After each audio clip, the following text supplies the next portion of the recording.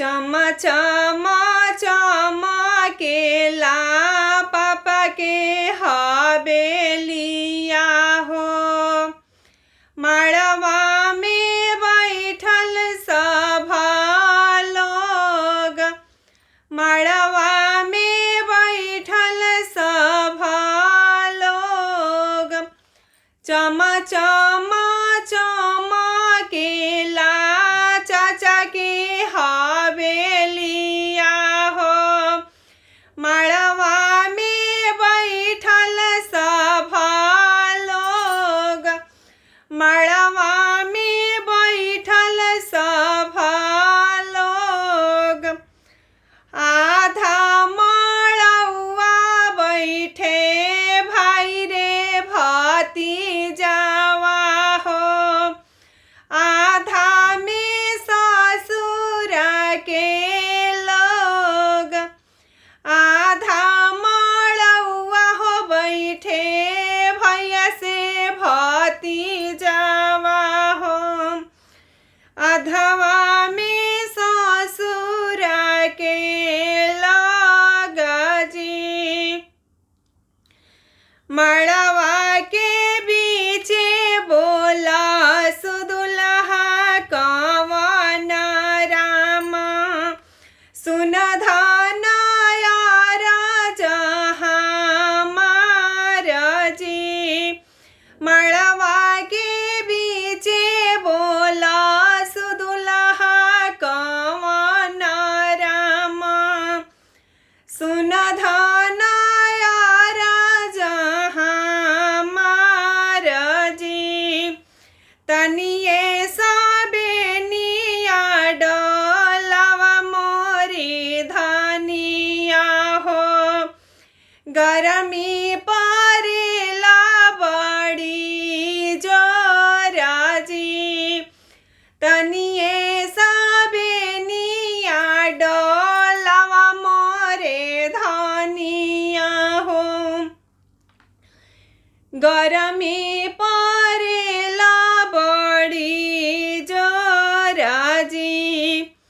कैसे में बेनिया डोलाई मोरे स्वामी जी।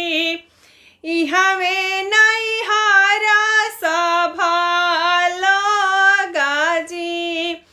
कैसे में बेनिया डोलाई मोरे स्वामी जी। इहवे नैहरा सब लोग जी।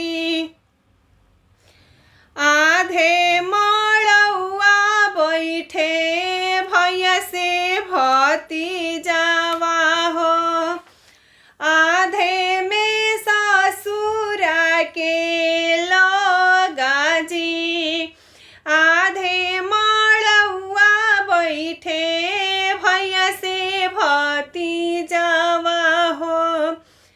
आधे में ससुर के लोग जी। इतना बचन जब सुनले दुल्हा रामा। ससुर से बोल सुझाराई जी। ससुर से बोल सुझाराई जी। राउ राधियावा ससुर मड़वे में छोड़बो जी। कैले बो दोसर बियाह जी। राउ राधियावा ससुर जी मड़वे में छोड़ी देबो। कैले बो दोसर बियाह जी। कैले बो दोसर बियाह जी। ऐसन दुल्हिनी संगे हम नाही रहबी। नैहर में दिहाली जा बाबाजी। ऐसन दुल्हनिया संगे हम नाही रह नैहरे में दिहाली जा बाबाजी, नैहरे में दिहाली जा बाबाजी।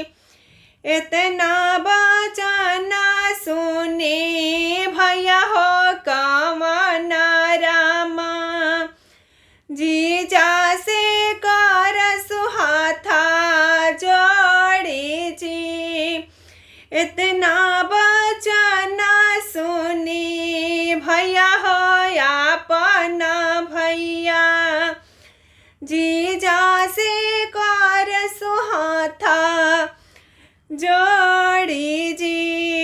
सुनी जीजा यारा जहाँ मार जी, बहिनी के बतिया जीजा जी सब भोरा डाली।